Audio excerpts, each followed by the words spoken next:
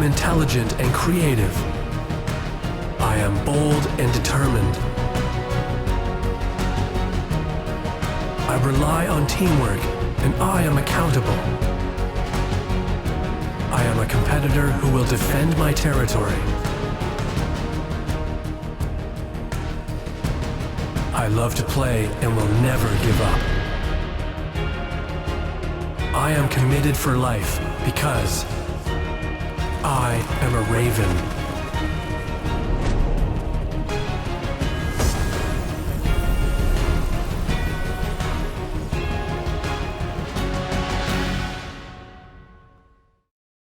And welcome to the Thursday Night Live, everyone. Raven Road to the much anticipated Tokyo Olympics. It's 5 p.m. Eastern Standard Time in Ottawa, and we are delighted you could join us as we shine a spotlight on the high impact players, topics relevant to Carleton athletics and the broader Carleton community.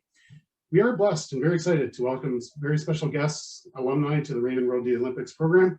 The 5th edition of the Thursday Night Live will be an exciting one and will indeed push the limits of this virtual offering as we endeavor to stitch together everyone together this evening from Ottawa, Colorado, and Calgary. Kickstarting the program is an announcement. Please allow me to introduce our new presenting sponsors for the Thursday Night Live. And thank you, a very special thank you to TD Insurance and the Carleton University Alumni Association for their generosity. And a little important housekeeping as we acknowledge the location of Carleton's campus on the traditional unceded territories of the Algonquin Nation.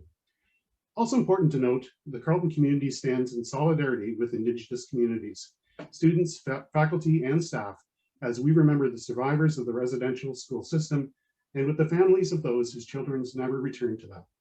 Our thoughts and prayers are with all those affected by this tragic finding, and campus flags remain lowered to honor the spirit of each child. Now, to kick off the agenda will be our MC extraordinaire, fellow alumni, and varsity athlete, Jeff Morris. Jeff's a proud grad and former Carleton athlete, kicker, for the Carleton football team from 1982 to 1986. He was also the all-time leading scorer in Ravens history from 1985 until 2017. And after graduating from Carleton, he played semi-pro football for many years in the US. And in his professional life in sports media, worked in Dallas, Denver, Nashville, and Seattle for such sports outlets as ESPN.com and Fox Sports Radio. Jeff also owns a local media company and is the leader of a Carleton football podcast. Thank you for joining us, Jeff, and the floor, as they say, is yours. Thanks very much, Trevor. We've got a great program lined up this month.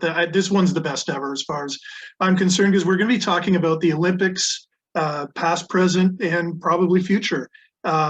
We've got Mark Lee, former Carleton Raven quarterback in the 1970s, who will be working for the CBC in his 15th Olympic Games in Tokyo this year. We're also joined by 1976 Montreal Olympian Hugh Fraser. He was a sprinter. He ran the 200, and he was also a relay runner. And after his Olympic career, he became a wide receiver with the Ravens football team. We're going to be talking also to a former Carleton Athlete of the Year, Kelleigh Ryan, a fencer who is going to be competing in her first Olympic Games in 2021 in Tokyo. We're going to hear from former soccer player at Carleton, Andrew Latty, with his Bench the Barriers program. And we're going to have an athletics update from the assistant to the vice president of recreation and athletics, Jennifer Brenning. And if time permitting, we'll have a Q&A session. I know we usually have 1 hour to do this show, but we've got so many great guests lined up and so much to talk about. We may run a little later than that. So jumping right into it, we're honored to have former Carleton Ravens quarterback, well-known CBC sports broadcaster Mark Lee with us tonight. Mark is actually joining us from the Calgary Stampede, where he is covering the event. Tokyo 2020 will be Mark's 15th Olympics. He's covered a variety of Olympic sports during his career, including track and field, or athletics as they call it, women's hockey, figure skating, beach and indoor volleyball, and cycling. In 2001, he reported on the International Olympic Committee bribery scandal in a documentary on CBC's The National. And in 2008, he interviewed Balco mastermind Victor Conte regarding the international doping scandal plaguing sports, particularly athletics. At home, Mark covered the Canadian Football League for 17 years, called the play-by-play of 3 Grey Cup championships, in 2005, 6, and 7, the highlight being the memorable 2005 overtime game between Montreal and Edmonton.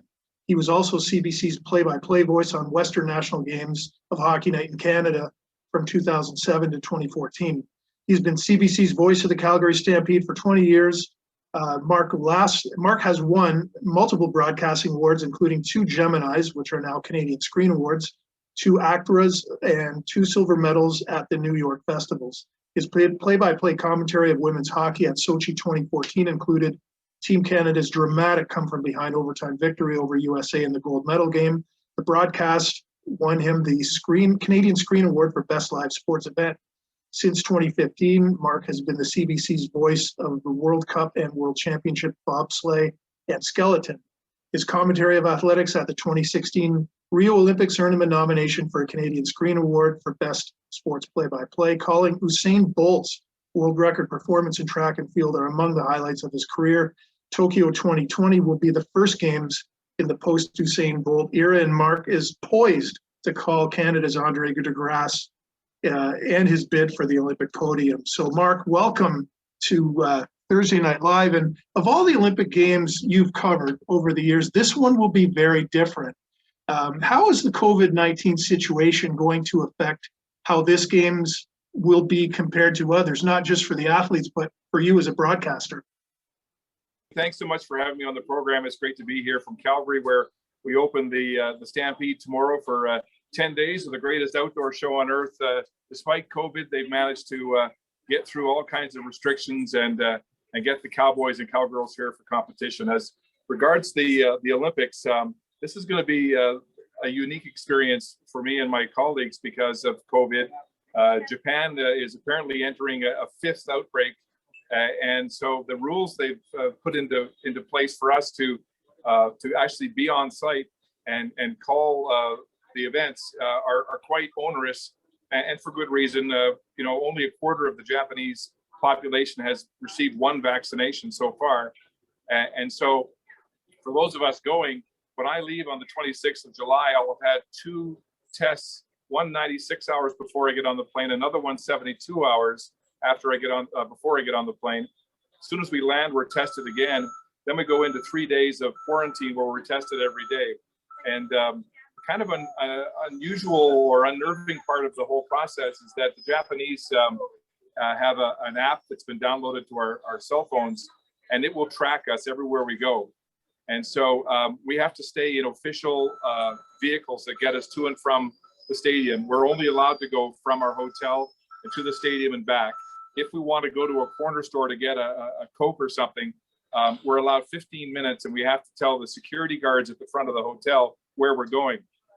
If we break any of those rules, we're under threat of losing our accreditation and not being able to work. And the other thing that the Japanese public is being encouraged to take video and photos of foreigners who may be on the streets, and they'll be posted to social media. So they're basically telling us that their eyes are on us, and we have to be in this very strict bubble in order to do the games. And I guess the other thing is that in the venue itself for athletics, we have a 3-person broadcast commentary booth, but only 2 of us can sit in the booth. The middle position, which they'll all be separated by plexiglass, the middle position will have to stay vacant. And that means one of our analysts will have to go halfway around the first bend on the track. We're sitting at the finish line halfway around the first bend where there's a platform for on cameras. And so that analyst will have to go there, which means we won't have any physical contact throughout the course of our broadcast. So we've got some hoops to jump through, but we're excited to be able to go there and do the games nevertheless. One thing you've seen some great events in Olympic history. You mentioned Usain Bolt when we chatted earlier about, that's one of the greatest events you've ever seen. Now, sticking to Summer Olympics, not winter, as far as a great Canadian memory you have from the Olympics that you've covered, what would be the great Canadian summer memory you have? Well, I'd have to say watching Andre Degrasse become the first sprinter in Canadian history to win 3 medals at an Olympic Games. When you think about I mean, it was all about Usain Bolt and his final appearance at the Olympics and winning his third straight gold in the 100 and 200 meters. But Andre DeGrasse had been out of university for 1 year. He was 21 years of age. He basically had one season in the NCAA at USC, then went to the World Championships and the Pan Am Games in Toronto in that 2015 year. And here he was on the world stage. And it was an unforgettable moment, I believe, in the semifinals of the 200 meters, where he and Bolt was giving him the finger wag. But it looked like a brotherhood out there, almost as if Bolt had embraced Andre DeGrasse as his heir apparent.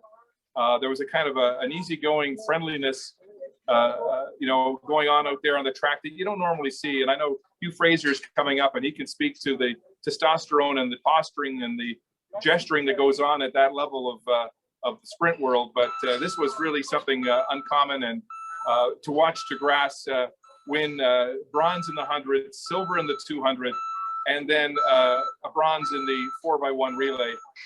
That stands out as a Canadian highlight, one of the best. The other one, perhaps, Derek Drouin winning the men's high jump. Here's a guy that came back from back injuries and Achilles injuries, and on the day won gold for Canada. And for those of us who remember Greg Joy winning silver in Montreal, it was so nice to see a Canadian high jumper at the top of the podium. That's a great memory. I was actually at Montreal in '76 when Greg Joy won his medal, and it was a great moment. Now, your first Olympics were the '84 Olympics in Los Angeles. That was the Carl Lewis Games.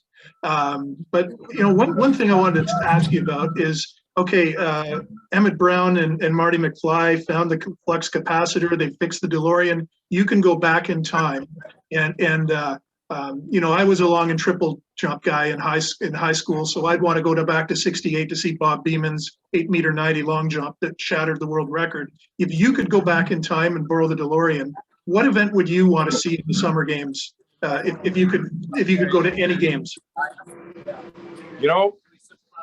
I would have loved to have gone back to 1956 Melbourne Olympics for the blood in the water polo match. That was between Hungary and the Soviet Union. And Hungary, they were the defending Olympic champions, and they beat the Soviets 4-0. But that whole match took place with the Soviets having rolled into Hungary with their tanks about a month before those games.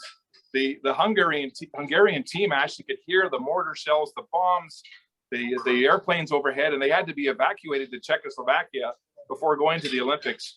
And under those circumstances, and with the Soviets having actually spied on their training, trying to glean any kind of training tactics that made the Hungarians so good, that led to this match. And there was actually blood in the water.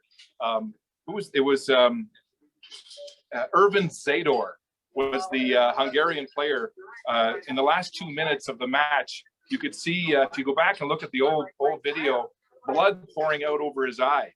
And that was a punch from a punch he'd taken from a Soviet player named Valentin Prokopov. Underneath the water, swimsuits were torn. There were gashes and gouges. The kicking and the scratching was just vicious.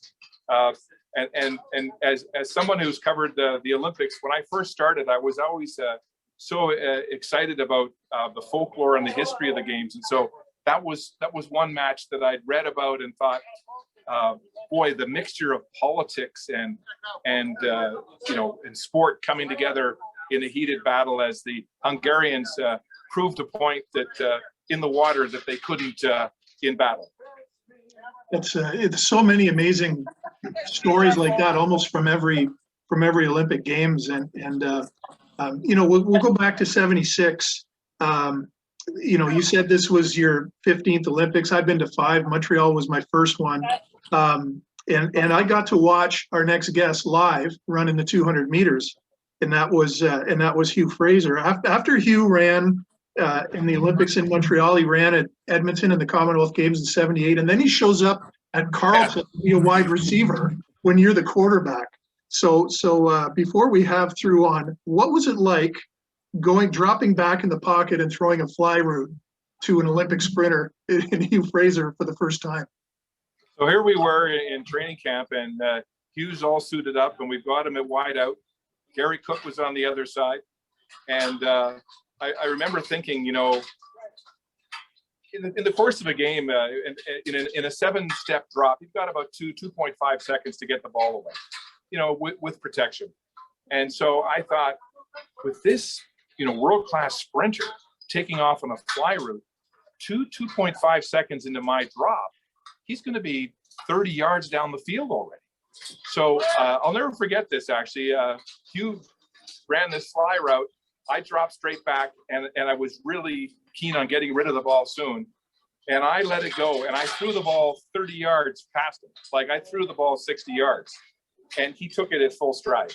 Like, it dropped into his hands, you know, and you may not remember this, maybe he does, but, you know, Jeff, in practice, you make the catch, you run it out 5-10 yards, turn around, go back for the next play. Hugh ran the entire length of the field all the way to the end zone. And the whole practice broke up in applause and laughter because he was such a keener, but also because everybody was just marveling at just how fast he covered 110 yards down the field. But that's my first memory of Hugh, so fast that if you were late getting the ball to him, it was going to be behind him. He'd outrun your ball. What an experience that must have been when he showed up. Now Hugh went on to great things. You know, he sat on the Dublin Inquiry. He was a Supreme Court justice, or is.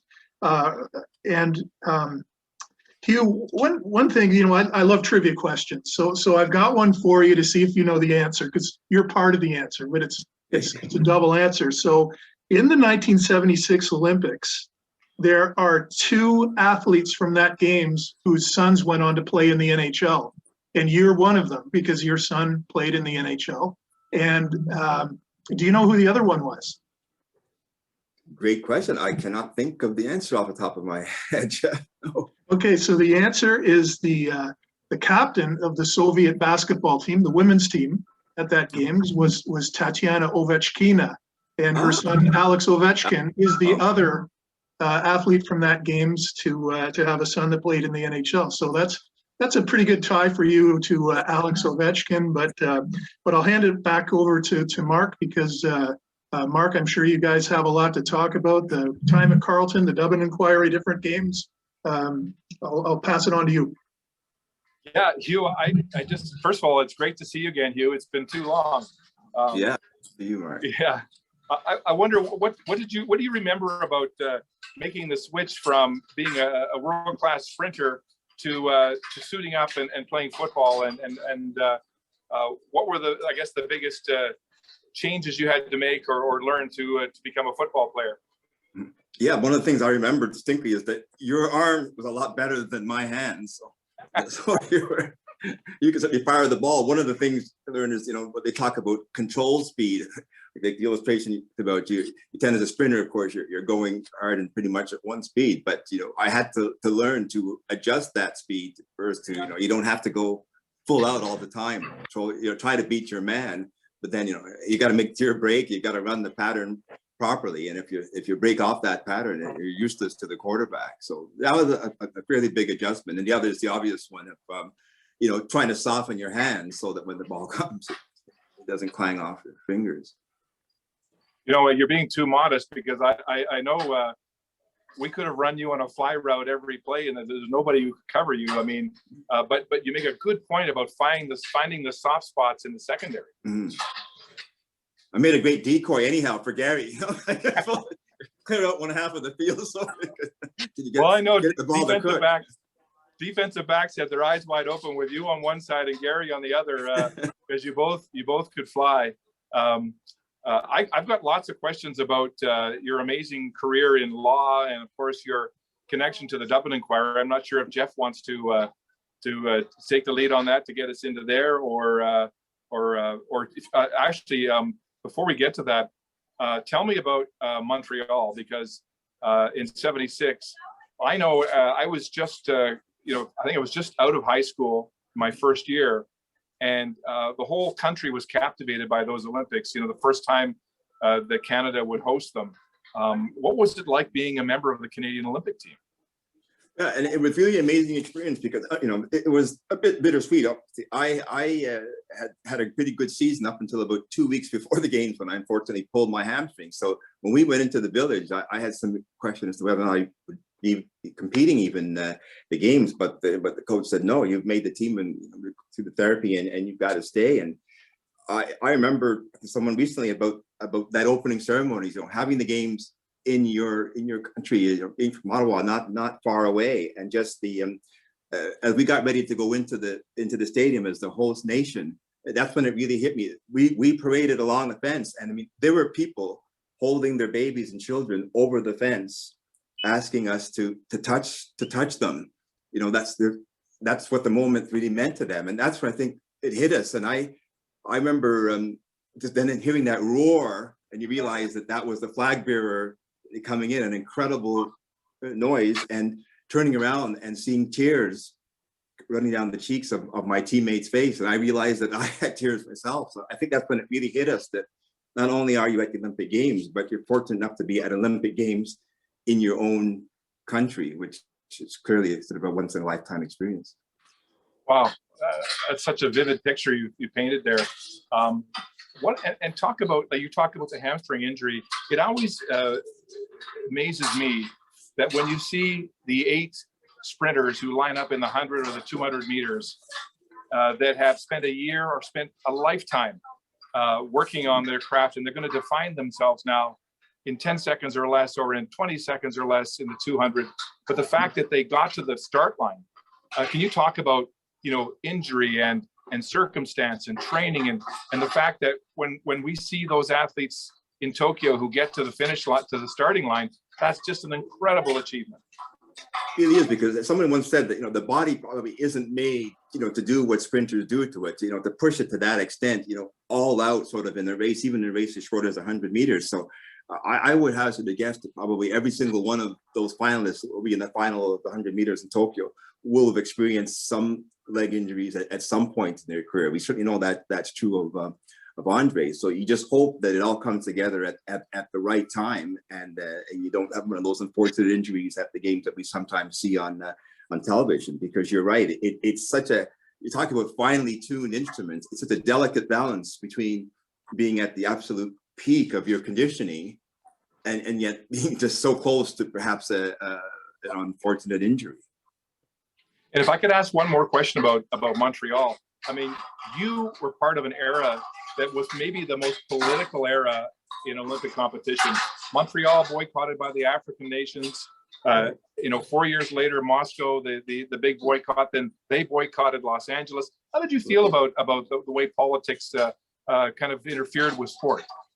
Yeah, I mean, and looking back, realize, I mean, we were upset at the time, but realized that the Olympics can be criticized for a lot of things, but I think we're so much better off if the politics can be kept away from that. I was able to make friends from literally different parts of the world. I have friends that came from traditional communist countries, and it was a great place to sort of meet, gather, and make those kinds of international friendships. And it's so, for me, I mean, I feel so fortunate that I got to Montreal, because in 1980 I was in the best shape of my life, not injured, ready to go, and then we don't go because of the boycott. And thought about trying for 84, but by that time you're getting a little long in the tooth, and you probably missed that key moment when you're at your peak and all the stars of the line. So yeah, it's really unfortunate, because I had teammates who had excellent track careers but didn't quite, and made the Moscow team but didn't get to compete.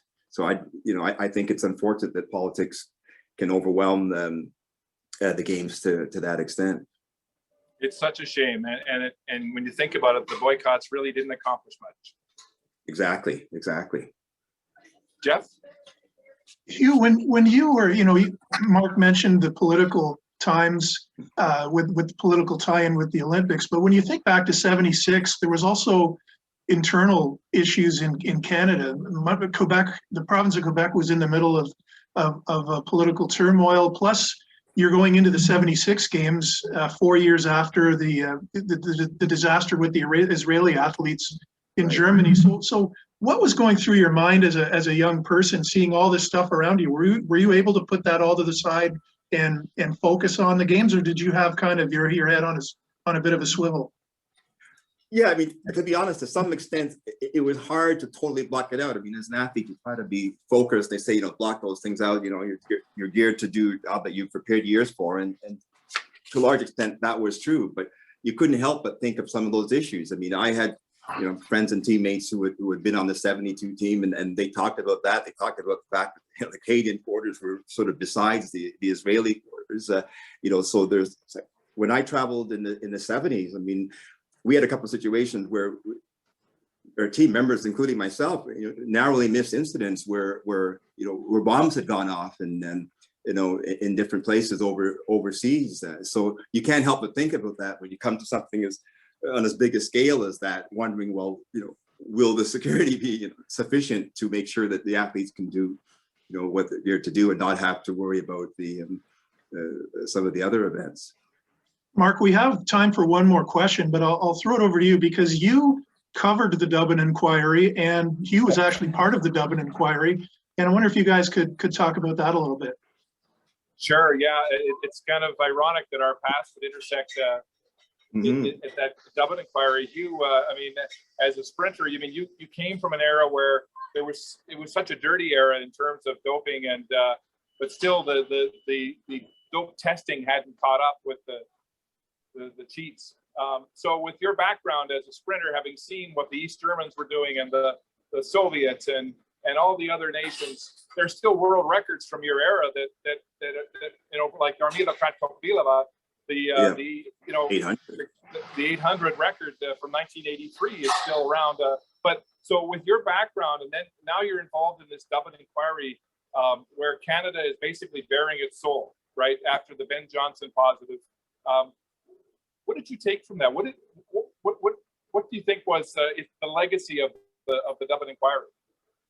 Yeah, and it was, again, a difficult thing to go through in the sense that I saw, you know, many of my, you know, teammates, many of people that I knew well going through that. You say bearing your soul, and we just hope that Canada wouldn't be the only nation sort of going through that and maybe taking the hit. That it would be worth it on a larger scale if the situation was improved worldwide. But we knew, and that was justification, I think, for a lot of the Canadian athletes, that, well, everybody else was doing it. We saw these Germans, we saw people walking around the athletes' village. I mean, there's no secret, these people are on substances. But you know, that's one of those things that you just hope that, you know, if we're going to take this short-term pain, hopefully the long-term gain will be that they do make it better for the clean athletes, or those athletes who want to compete clean. And I think that's happened to a certain extent. I mean, obviously it's that goal hasn't been entirely achieved, but I think as a result of what Canada went through and what Canada led, we're in a much better place today. I can have one follow-up on that, Hugh. I was in Barcelona about a year later when the IAAF, led by Primo Nebbiolo, held a meeting, and I was astonished when he put forth a new rule that an admission of doping would be the same as a positive test. And this was designed directly to erase Ben Johnson from the record books, and every other Canadian for that matter, but mainly Ben Johnson. And I remember at the session, Primo Nebbiolo wanted a show of applause to pass this new rule before they broke for lunch. And there was an outrage from Amadeo Francis, who was the IOC member from Puerto Rico. Yeah. And then they came back from lunch and they did a show of hands, which meant that Nebbiolo, who was a strongman leader of the IAAF, as you know, could see who was voting in favor and who wasn't. Well, they did pass that law, and Dick Pound told me later he called it an enforced omerta, a mafia gag. How do you feel about that? I mean, absolutely the same. I mean, that, you know, that's one of the long lingering issues in sport, is that the conflicts of interest still continue on a governance level. And I mean, I guess we can always dream. I don't know how we can get rid of those things, but that's a classic example of situations that, you know, can steer sport in a very different direction because of the relatively narrow interests of certain individuals. So Yeah, and cynics like me at the time and Dick Pound said basically it's like nobody else come forward. We don't want to clean this problem up. Keep quiet. There's I think there was a 6-year statute of limitations or something, and so all those other dirty marks and records will be safe. But just keep quiet. Exactly. That was the message understood. Yeah, keep quiet. Just to lay low and yeah. Okay, well, Mark, thanks so much, and Thank you. Good luck in Calgary. Don't eat too many pancakes on the sidewalks, and enjoy the Stampede. And good luck in Tokyo. And Hugh, thanks again for joining us. And when spectators are allowed to come to Carleton football games, we certainly hope to see you out at Carleton's games this year. And so thanks a lot, guys. And thank you. Our next guest is a former Carleton University athlete who will be competing at the Tokyo Olympics in the sport of fencing. Kelleigh Ryan is an Ottawa native who went to Glebe Collegiate, went to both Ottawa U and Carleton for her studies. She was an OUA champion at Carleton in 2010, and she was also Carleton's varsity female athlete of the year. She made her first national fencing team at the age of 21 and has participated in every Pan Am and World Championships for Canada since 2008. She's won 12 team silver medals at Pan Am Championships, 4 individual Pan Am Championships medals, 8 North American Cup medals, 3 Satellite World Cup medals, 2 gold, 1 bronze, and 2 Team Pan Am Games medals, 1 silver and 1 gold. So basically, Kelleigh, you put my glory wall to complete shame behind me here. Kelleigh spent 7 years in New Jersey, and she is now living in Calgary, working on her Master's of Kinesiology at the University of Calgary. Next month, she will be heading to Tokyo to compete in her first Olympic Games. Kelleigh, welcome to Thursday Night Live. And the first question we have for you is probably the one you get asked the most. How did 10-year-old Kelleigh Ryan turn away from what we would call mainstream sports and decide that you wanted to take up fencing? I guess it wasn't really like a swift change. I was doing a lot of sports, and that was kind of like what my family had in like their vision for, I don't know, how I did recreational activities. I played soccer in the summer. That was my focus for the summer. The winter I focused on downhill skiing, and then my school year sport was karate. And for whatever reason, I decided I didn't like karate anymore. And my mom told me that I could stop doing karate if I made it to my black belt and I picked another sport. I didn't actually make it to my black belt. I think I got like the brown belt with like a couple of stripes or whatever, and I didn't want to keep going. And I think I just saw fencing on TV, and my mom happened to know the guy that had started the club in Ottawa, John Apsimon. And so she's like, okay, this is actually a thing.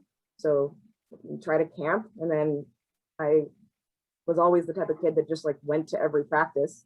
So I just kept going. I don't even know if I liked it. I just kept on going because I didn't want to go to karate. It would be such a great X Games thing if they had karate and fencing together in the same, it would just open it right up. But I don't know about that. Yeah, I don't know about that either.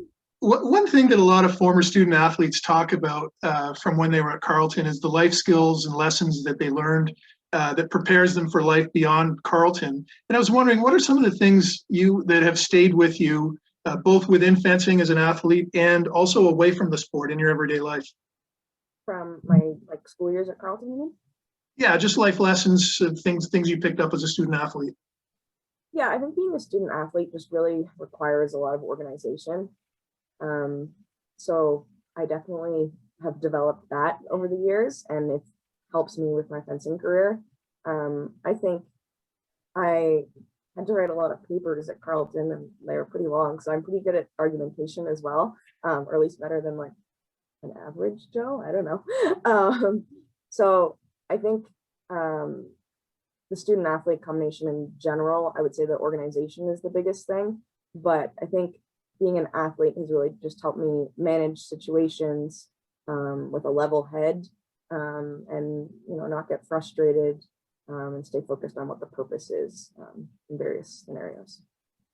Now, you in your bio call yourself a late bloomer in the sport. In the decade between you leave Carleton and you're preparing to become an Olympian, how have you continued to develop and improve as an elite fencer during that time? Yeah, so my partner and I, we were looking for a place that both of us could develop our careers. He wanted to become a better fencing coach, and I wanted to keep learning about fencing. So we ended up in the New York area, and what I really appreciate in like American fencing is they have very like organized class structures, and we did a lot of drills, which was things that we weren't doing that I had never done before I went there. So having a lot of like scenarios played out through the drills has really developed my fencing. I think I just see fencing a lot better, and I understand what's happening, and I can kind of control distance and like what I want to happen. So I think, yeah, in that time I've just become a smarter fencer. When you heard that you would be competing in the Olympics for the first time, what was that like? What went through your head when you found out? Yeah, so that was a really scary day. So we qualified as a team, and the way that it works is the top 4 teams in the world go, and then they pick one from each zone. So the Americas being our zone. The American team is extremely strong. They won the World Championships in 2018. We did beat them at the 2015 Pan Am Games, but that's the only time, apart from a number of close matches. So they are ranked ahead of us. So if they're not in the top 4 in the world, we don't get to go, even though we are 6th in the world. So it would be like extremely unfortunate if we didn't go, because 8 nations go. So they didn't have as amazing of a season leading up to the Olympics. It was fine, but they didn't win worlds like they did the year before, and they were 4th. And Japan was 5th, and we were going into the last Team World Cup, and Japan and the US were fencing in the top 8. And if Japan came 2nd, they would pass the United States, which would be a really big result for Japan, but not impossible since they'd come 3rd earlier that year. And simultaneously, Russia and Poland were fencing beside them. And Russia, who's like one of the best countries in the world, was having a really tough match against Poland, and they ended up losing. So anyway, we actually had to pull out of the event. This was an insane day. First, it started with, in the individual day, my teammate, she rolled her ankle. So we're like, okay, Jessica, she's probably not going to fence in the team event tomorrow. That's fine. We have 3 people. The 4th one is the alternate. Then my teammate Eleanor wakes up in the middle of the night with horrible stomach issues. She's up all night throwing up. We're like, sorry, Eleanor, you have to fence. So we're fencing Germany, and then my teammate Alana rolls her ankle. So we ultimately decided, we know it doesn't actually matter what we do today. It's all about like how the rankings end up. So we decided it's not worth putting these rolled ankles and like empty stomachs on the strip. So we just had to sit there and watch the US and Japan fence, which was extremely stressful. It took me 10 minutes just to walk over and look. And then when I got there, I just sat at my bag, staring at the floor, and then asking my teammate for the score updates. Anyway, the match was really close, and the Americans ended up pulling ahead in the 9th match, which is the last one. Thank goodness. And yeah, we just like all ran and like hugged each other, and like one of my teammates was crying. And it was such a relief, because that whole month I'd just been stressing out, because I knew exactly what had to happen for us not to go. And like I said, like we were sick, so like we deserved to go, but it wasn't in our hands. So yeah, it's really scary. Well, it's going to be exciting being at the Olympics. I mean, the wow factor just has to be off the charts for you. But that's next month. Come September, that will be behind you. What happens in September to you? Do you hit the reset button and look 3 years down the road to Paris, or do you move on with your life and your degree? I know you've started a small business called Lion Ethic. during the pandemic. What's next in the chapter of your life? Yeah, that's a good question. There's a lot of things that I haven't been able to focus on that I would like to have more time to focus on. And I've been doing this for a long time, so it'd be like, feels like now is the time. So I've I applied for the Masters of Kinesiology at the University of Calgary, and I got in. So I'm going to start in September, and I had to do like online courses because I didn't have the course requirements because my background is actually in social science. And yeah, I have been developing like a small business, and I want to continue to expand that, continue to like give good strength and conditioning advice to fencers, because that's what I've been doing for a long time. And I've only recently been able to connect with fencers as I had time during the pandemic to start to develop that. Yeah, so it's really hard to say goodbye to fencing. And I've been like kind of just going back and forth in my head over the last few months. Sometimes I'm like, all right, I'm done. Sometimes I'm like, oh, but it's so awesome. So I've kind of decided that for now, I'm just gonna plan to continue to go to practice, maybe only a couple times a week, and just kind of see how it goes. And then, you know, I think I have until like the end of September to decide about funding, and I don't know, let's kind of see how it works out. I'm finding it very difficult to look beyond July 29th right now. So I'm just trying to focus on that. And then I got lots of things lined up for September, and I'm pretty excited to see how I can mix all that together. Well, Kelleigh, thanks so much for joining us, and we really wish you the best of luck in Tokyo. I hope your fencing mask is N95 protected. I don't know if they make fencing masks like that, but we really wish you the best of luck, and we're all proud at Carleton from the alumni that you're representing all of us. So thanks again. Thanks. Okay, that was Kelleigh Ryan, Olympic fencer. Our next guest is former Raven soccer player Andrew Latty. While at Carleton, Andrew earned a bachelor's degree in law with a concentration in business. On the soccer pitch at Carleton, he was named All-Canadian OUA East Player of the Year, and he received the Community Service Award. Born and raised in Ottawa's South End, Andrew has been involved in the community through sports, his family's small business, and his nonprofit Bench the Barriers organization that raises awareness for athletes' mental health and addiction. Andrew's passion for entrepreneurship and real estate led him to be a real estate investor for over a decade, as well as being the owner of a marketing and branding company. Andrew, welcome to Thursday Night Live, and I'll throw it over to you. Yeah, thanks for having me.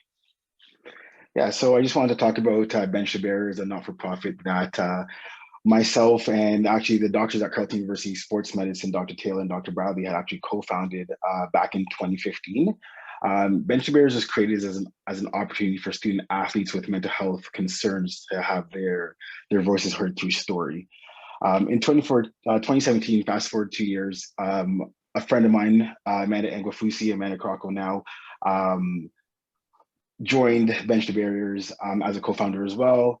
And, you know, she was talking about concordant disorders as that was her professional work experience. And we expanded actually from just being a student athlete to more of an athlete mental health and addiction services. So we included obviously the mental health component, but we also included addiction in all levels of athletes.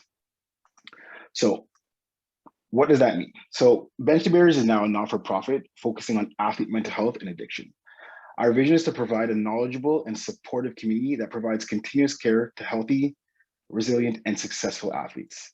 Our mission is to provide education awareness and our mission is to provide education and awareness to the community about mental illness and addiction in athletes.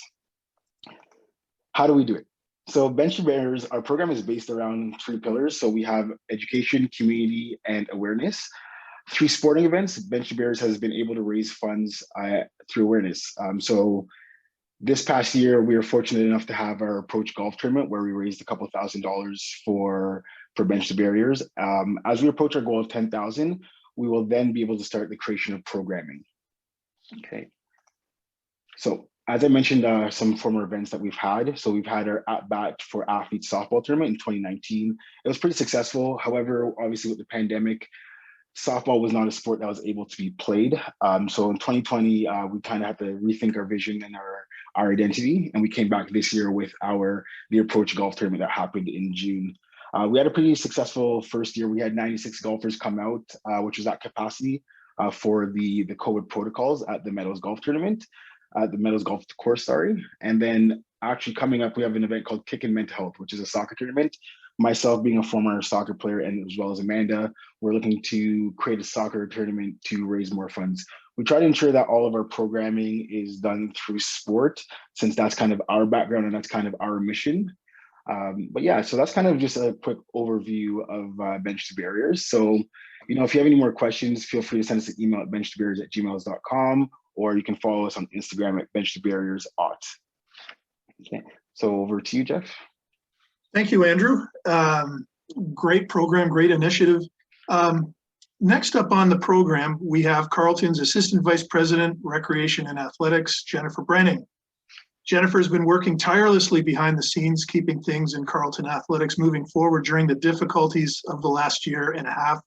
Jennifer, thanks for taking the time out of your busy schedule to join us.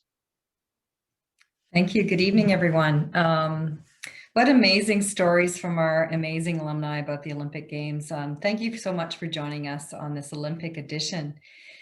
We have other impressive Olympians in our history at Carleton. Alison Korn, a medalist in rowing. Winnie Korn-Miller, water polo. She participated in the Olympics in Sydney. And joining you, Kelleigh, is Michael Taylor. He's the K1 slalom kayaker. He's going to be joining you in Tokyo. So we'll be cheering you on from Canada.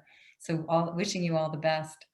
Also, just so you're aware, we have such an impressive medical staff. Andrew talked to them about them joining him in Bench the Barriers, but our medical staff are joining our athletes in Tokyo. We have Dr. Jessica Curran, who supports our football team and other teams in athletics. She's the Chief Medical Officer for the Olympics.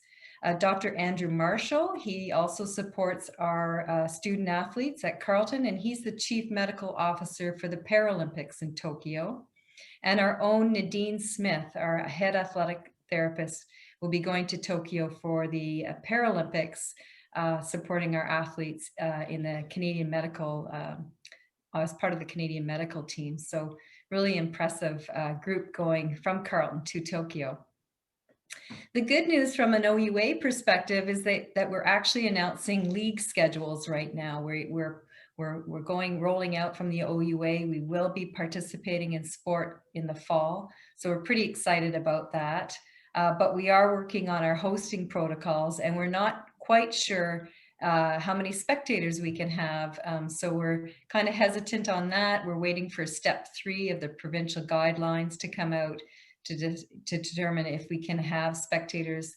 We're watching the Red Blacks, for example, what they're going to be doing, because they're starting in August. So we'll follow their lead for the Panda game, for example. So we are planning for a Panda game at TD Place. So we're very busy getting back open and ready to go. But in the meantime, we're in step 2 in Ontario. And so I'd like to show you what we're doing outside. So I don't know if you can see that. In step 2, we are allowed to do outdoor activity. We weren't allowed to do any indoor activity except for children's programs.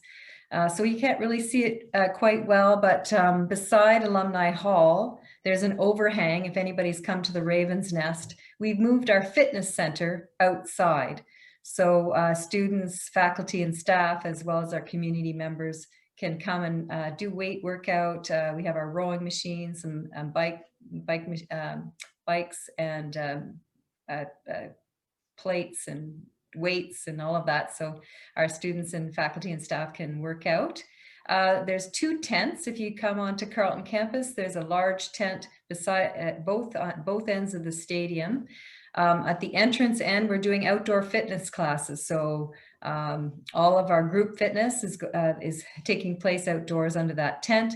And at the far end is where our varsity student athletes are training for the High Performance Center. So Nick Westcott, who's our strength and conditioning coach, and James Clock worked very hard bringing all the platforms. There's 8 platforms. They moved from inside to outside for outdoor training. So our soccer teams, our football team, our rugby team, they're training right now outside. Unfortunately for hockey and some of the indoor sports, we can't be inside yet. So we're hoping step 3 will be able to start their training indoors.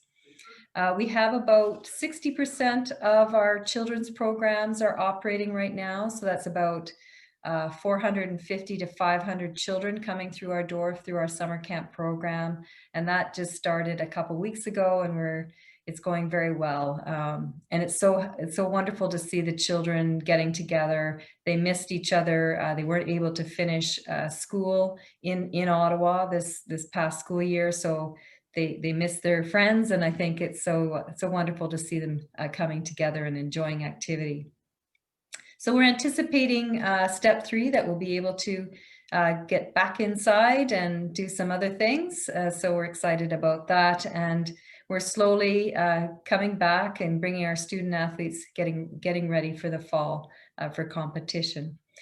So that's all I have to say tonight, giving you a quick update. And I certainly want to thank Kelleigh, Mark, and Hugh for their amazing stories. So enjoyable to hear about the Olympics and the Olympic experience. I was around working in sport during the Dublin inquiry, so it was kind of a painful process to go through as a Canadian in sport, but one that we needed to go through. So really wishing everybody all the best, and Kelleigh will be cheering for you from Canada. And thank you, Andrew, for sharing the bench, the barriers, and all the good work you're doing there. So thank you very much. And I'm turning it back over to Jeff.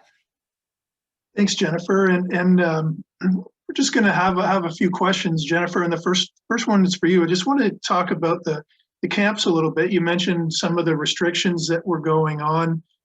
Some of the camps are outdoors, but some, like the hockey camp and the basketball camp, are indoors. The hockey camp and basketball camp, what are the restrictions there? Are the kids playing and training? I guess it would be no parents allowed in the gyms to watch. Yeah, so right now they have to wear their masks. So indoors, the children and the camp counselors are wearing masks. And I think that's very challenging for the children as they're playing their activity. There's no games, so it's more skills and drills. And it's still, trying to keep the kids distant. And so it is challenging in that regard, because there's no games, but they are learning skills and drills indoors. But I think what we saw especially in the hockey, is they're so excited to be back on the ice. I can imagine, because it's been a long time. Andrew, if you could unmute yourself, I wanted to ask you about the Bench the Barriers program. How did the program come to be, and what was the seed that got planted in your head to say, hey, I want to do this? What was sort of the light bulb that went off for you? Yeah, for sure. Just basically my time as being a student athlete at Carleton. I just had a decent relationship with a lot of student athletes as well as the doctors. Probably not a good thing with the doctors, because that means I was probably always injured. But yeah, they expressed that, this is a program that needs to be started. And that's kind of how it all came to be, just through speaking with the doctors and trying to figure out, how can we get athletes to speak about their mental health concerns, and maybe that would allow more athletes to seek the help that they needed as well, right? So that was kind of basically the foundation of the program. And Hugh, if you can unmute yourself, if you're still with us. Yes, you are. I wanted to ask you a little bit more about Montreal, because I was 12 at the games, but I worked running film from photographers so I got to see a lot of stuff. And I remember that games. I remember seeing Bruce Jenner. I remember seeing the basketball games. Boxing was incredible. We had Sugar Ray Leonard, the Spinks brothers, Teofilo Stevenson, all these guys. There were just so many legends that were born at that Olympic Games. And I just wondered, you competed, you were micro-focused on what you were doing, but were you able to sort of take more of it in and really see some of the some of the other great athletes. And do you have any memories from being a spectator at those games? Yes, I certainly do. I remember the boxing, and that you mentioned some of the stars, Leonard. I remember as Nadia Comaneci, the Armenian gymnast. I think they were right beside the Canadian quarters. So I remember seeing them around the village, seeing them walking around, and just even as you just walk through the village, not even at the events, but just seeing the athletes who were international stars in various different sports. It was really an incredible atmosphere to be there, and even outside of the competition venues. So there was a select group of Commonwealth athletes from Commonwealth countries who were invited to go on the Royal Yacht Britannia to spend an evening with the Queen, with Queen Elizabeth and her family. And I was very fortunate to be one of the handful of athletes who was chosen. So that's something, again, I'll obviously never forget that experience of being in a relatively intimate setting with the royal family. And in equestrian, the Queen's daughter was that's right, competing on the last day. Exactly, that's right. A long time a competitor herself, and then later on, of course, involved with the IOC. Yes. And do you ever watch the Olympics now and get flashbacks, like, hey, you watch the boxing, I wonder who this year's Howard Davis or Sugar Ray Leonard or Michael Spinks is going to be? Oh, absolutely. I think that's one of the great things, because, there are always people who are kind of the, well-known names that you watch going into Olympics, but there's always the others that are basically, that's their coming out party. Some great new talent is going to be recognized, on that scale for the first time. So I enjoy watching for that aspect as well, just to see, who the next crop of bright young stars are going to be, and you're guaranteed to see some of them if you're an Olympic spectator for any amount of time. So it's always an exciting time to watch the veterans as well as the newcomers.